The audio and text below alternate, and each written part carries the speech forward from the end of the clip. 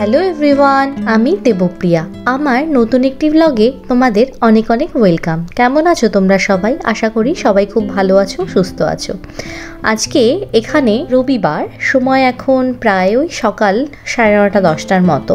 আর আজকে না ওয়েদারটা খুব সুন্দর, মনোরম। 2-3 দিন আগে যা গরম পড়েছিল, তো তারপর থেকে ওয়েদারটা খুব ভালো হয়ে গেছে জানো। তো আজকে তোমাদের সাথে আমি আমার সারাদিনের যে রোজনামচা সেটাই কিন্তু শেয়ার করব। আর আজকে রবিবার, তো কালকে সোমবার, কালকে থেকে না অভিজিতের অফিস আবার খুলে যাবে। ওর বেশ একটা লম্বা সামার ভ্যাকেশন গেল জানো। তো আজকে ঠিক করেছিলাম বাড়িতেই থাকবো, কারণ কালকে থেকে কিন্তু আবার ওর অফিস, তারপরে আমাদের রুটিনটা আবার একটু চেঞ্জ হয়ে যাবে। এই কয়দিন আমরা কিন্তু খুব আনন্দেই ছিলাম। তো তারপরে আমি চা কফি খেয়ে ঘর বাড়ি পরিষ্কার করতে লেগে গেছি, কারণ এখানে না সব কিছু নিজেদেরই করে নিতে হয়। তো সব কাজ একা হাতেই আমি করতে ভালোবাসি। অভিজিৎ মাঝে মাঝে হেল্প করে, তবে আমি নিজের কাজগুলো একা করতে খুব ভালোবাসি আসলে। তো আমি ওদিকে ঘর বাড়ি একটু পরিষ্কার করে আমি কিন্তু এদিকে রান্নার দিকে চলে এসেছিলাম। আর আজকে না রান্না করব খুব সিম্পল একটা লাঞ্চ হবে। সেটা হচ্ছে এই যে মাশরুম দেখতে পাচ্ছ আর বেগুনকে কাটছি। তো এই মাশরুম আর বেগুন দিয়ে একটা সবজির মতো করব। এদিকে ডাল বসিয়ে দিয়েছিলাম, আর ওদিকে একটু মাছ, ওটা হচ্ছে সালমন। এই সালমন মাছটা একটা সামুদ্রিক মাছ, আর স্পেনে না সামুদ্রিক মাছগুলোই বেশি পাওয়া যায়। তো মাঝে মাঝে আমরা এই সালমন মাছটা খেয়ে থাকি। এই মাছটার কিন্তু বেশ ভালো টেস্ট। তো ইন্ডিয়াতেও পাওয়া যায়, তবে সব জায়গায় কিন্তু সালমনটা পাওয়া যায় না। তো যেরকমটা বলছিলাম, আজকে ওই বেগুন আর মাশরুম দিয়ে একটা সবজি করব। তো ওই বেগুনগুলো ছোট ছোট করে ডুমডুম করে কেটে নিয়েছি, এবং এই সবজিটা না আমি নিজে আজকে প্রথমই করছি, কিন্তু পরে দেখতে পারবে। এবং আমরা তো খেয়েও ছিলাম, ভালো হয়েছিল জানো। তো এদিকে আমি ডালটাও ফোড়ন দিয়ে দিয়েছি। আজকে না তোমাদের সাথে এই কাজগুলো করতে করতে আমি এই যে তোমরা আমাকে অনেকেই প্রশ্ন করেছো আমার কমেন্ট বক্সে যে ভারত থেকে স্পেনে আসার খরচা কীরকম, তো সেটার সম্পর্কে তোমাদের আজকে আমি কিছু ধারণা দিতে চাচ্ছি। আসলে ভারত থেকে স্পেন বলো আর ইউরোপের যে কোনো কান্ট্রি বলো, প্রায় খরচা ওই সেমই।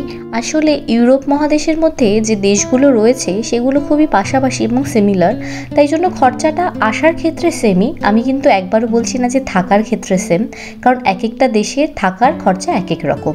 সেখানকার লাইফস্টাইল, সেখানকার বেতন সব কিছুই কিন্তু আলাদা দেশগুলোর ভেতর। তবে ভারত থেকে আসার খরচাটা ওই প্রায় কম বেশি সেমই।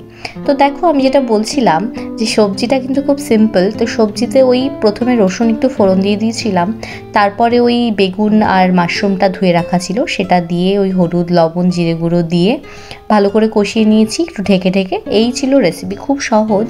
আর এটা এরকম একটা রান্না ছিল যেটা খুব অল্প সময় কিন্তু হয়ে যায়। আসলে সবজি তো এখানে খুব একটা বেশি পাওয়া যায় না, তো এই বেগুনটা এখানে ভীষণ অ্যাভেলেবেল, আর মাশরুম তো এটা দিয়ে বানিয়েছিলাম।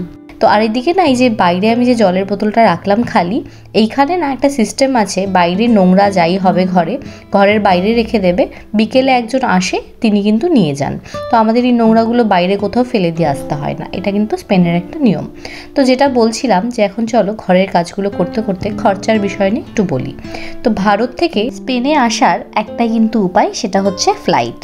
এবং এই ভারতের মধ্যে যেরকম মুম্বাই, দিল্লি, বড় বড় যে সিটিগুলো আছে সেখান থেকে ডিরেক্ট ফ্লাইট কিন্তু স্পেনের জন্য আছে। স্পেনের কোথায়? সেটা হচ্ছে মাদ্রিদ বা বার্সেলোনার মতো বড় শহরগুলোতে। তো আমরা যখন এসছিলাম আমরা কিন্তু মুম্বাই টু মাদ্রিদ এসছিলাম। আর কলকাতা থেকে ডিরেক্ট মাদ্রিদ বা বার্সেলোনার ফ্লাইট নেই, ওই জন্য কলকাতা থেকে যারা আসবে তাদের কিন্তু ওই মুম্বাই বা দিল্লি হয়েই আসতে হবে। তো ফ্লাইট ভাড়া পার পারসন প্রায় ওই 400 থেকে 500 ইউরোর মতো। সেটা কিন্তু মাঝে মাঝে কম বেশি একটু ভ্যারি করে। 400-500 ইউরো মানে ভারতীয় টাকায় প্রায় 36 থেকে 38 হাজার টাকার মতো পার পারসন। সেটা যদি তুমি একটু আগে টিকিট কেটে রাখো সেটা একটু কমেও পড়তে পারে, আবার মাঝে মাঝে কিন্তু খুব বেশিও হয়ে যায় টিকিট। তো আসার খরচা বলতে এই, তারপরে তোমাদের ট্রেন খরচা, বাস খরচা, সেগুলো তো এক একটা শহরের উপর ভ্যারি করছেই। তারপর এসে যে খরচাটা সেটা কিন্তু আলাদা। তো ওই আসতে পার পারসন প্রায় আসা যাওয়া মিলিয়ে 1-1.5 লাখ টাকা হয়ে গেলেই কিন্তু তোমরা ঘুরে যেতে পারবে। তারপরে থাকা, হোটেল খরচা সেগুলোর তো আলাদাই আছে। আর যারা এমনি থাকতে আসছো তাদের ওই আসা পারপাস কিন্তু পার পারসন ওই 40 থেকে 50 হাজার টাকার মতো। তো দেখো তোমাদের সাথে কথা বলতে বলতে আমি লাঞ্চও করে নিয়েছিলাম, আর এটা ছিল আজকে আমাদের ডিনার, পিৎজা। তো পিৎজা হচ্ছে এরকম ফ্রোজেন পাওয়া যায়, তো তার উপরে টপিংস কিছু আমি অ্যাড করি, তারপরে আমরা এটা বাড়িতে এভাবে বেক করে খেয়ে নিই। এটা কিন্তু বেশ ইজি এবং খেতেও আমরা খুব ভালোবাসি। তো আমাদের আজকে ডিনার কিন্তু পিৎজাই ছিল, কারণ দুপুরে আজকে ঘরোয়া লাঞ্চ ছিল। পিৎজাও খুব একটা যে ভারী তা নয়, তবে এটা না খেতে এখানে খুব ভালো লাগে আমাদের, জানো তো। আর সাথে নিয়েছিলাম এরকম একটা ড্রিঙ্কস। তো আজকে তোমাদের বলছিলাম যে সারাদিন তো ঘর থেকে বের হইনি, ঘরের কাজ করেছি, খাওয়া দাওয়া এই ছিল। তো আজকে যেহেতু সারাদিন বের হইনি একবারও, তো রাত্রিবেলা অভিজিৎ বললো চলো একটু ঘুরে আসি, বাইরে থেকে হেঁটে আসি। রাত্রিবেলা তো ঘোরার কিছু নেই, ওই হেঁটে আসা আর কি। তো সেটাই তোমাদের সাথে শেয়ার করছিলাম। তো আমরা রাত্রিবেলা প্রায় তখন 10টার মতো বাজে, তখন কিন্তু আমরা দুজন বেরিয়ে গেলাম একটু হাঁটবো বলে। আর আমাদের বাড়ির সামনে না একটা ক্যাম্পাস আছে, সেটা হচ্ছে জারাগোজা ইউনিভার্সিটির ক্যাম্পাস। তো আমরা যখন হাঁটি, তো এই রাত্রিবেলা ক্যাম্পাস দিয়ে হাঁটি, তারপরে একটু দূরেই আর একটা পার্ক আছে জারাগোজা, এটা একটা খুব ভালো পার্ক, সেটার নাম পার্কে গ্রান্দে। তো সেখানেও কিন্তু আমরা চলে যাই। আসলে আমাদের বাড়িটা এত সুন্দর একটা জায়গায়, তো এই দুটো লোকেশন আমাদের হাঁটার জন্য খুবই ভালো। তো দেখো বলতে বলতে এই যে এটা হচ্ছে আমাদের ইউনিভার্সিটির ক্যাম্পাস, তোমাদের সাথে না একদিন দিনের বেলায় শেয়ার করব। তারপর আমরা ইউনিভার্সিটির ভেতরে একটু হেঁটে বাইরে চলে এসেছিলাম। আর বাইরেটা তখন ফাঁকাই ছিল, কারণ প্রায় তখন 10:15 10:30 মতো বাজে। ও আর একটা কথা কিন্তু তোমাদের বলে দিই, তোমরা যদি এই স্পেনের টিকিট যদি 3 মাস আগে কাটো, তাহলে কিন্তু সেটা তোমরা 27 থেকে 30,000 টাকার ভেতরে পেয়ে যেতে পারো।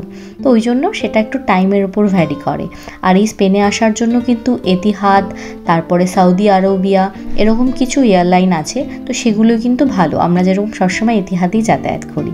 তো দেখো কথা বলতে বলতে আবার কিন্তু আমরা এই যে বললাম একটা পার্ক আছে, এই পার্কের ভেতর চলে এসেছি। এই পার্কটা না অপূর্ব এবং খুব বড় জারাগোজায়। তো তোমাদের সাথে এই পুরো পার্কটা একদিন শেয়ার করব। তো তারপর আমরা হেঁটে চলে এসেছি বাড়িতে। হয়ে গেল আজকের মতো হাঁটা। আসলে আজকে সারাদিন বেরোয়নি জন্য এখন একটু হাঁটতে বেরিয়েছিলাম, ওয়েদারটাও খুব ভালো। তো আজকে সারাদিনটাই কিন্তু তোমাদের সাথে শেয়ার করেছি, এবং আমি সারাদিন ঘর কিভাবে সামলাই, কি করি, সবকিছুই তোমাদের সাথে শেয়ার করেছি। আশা করি এই ঘরোয়া ব্লগটা তোমাদের ভালো লেগেছে। আমার এই ভিডিওটা যদি ভালো লেগে থাকে, please do like, comment, share and subscribe to my YouTube channel. এভাবেই তোমরা আমাকে ভালোবাসা দিতে থেকো। তোমাদের ভালোবাসা আমি সত্যি ভীষণ আপ্লুত। তো দেখা হচ্ছে পরের একটি ইন্টারেস্টিং ব্লগের সাথে। ততক্ষণ তোমরা সবাই ভালো থেকো, সুস্থ থেকো। Bye, good night.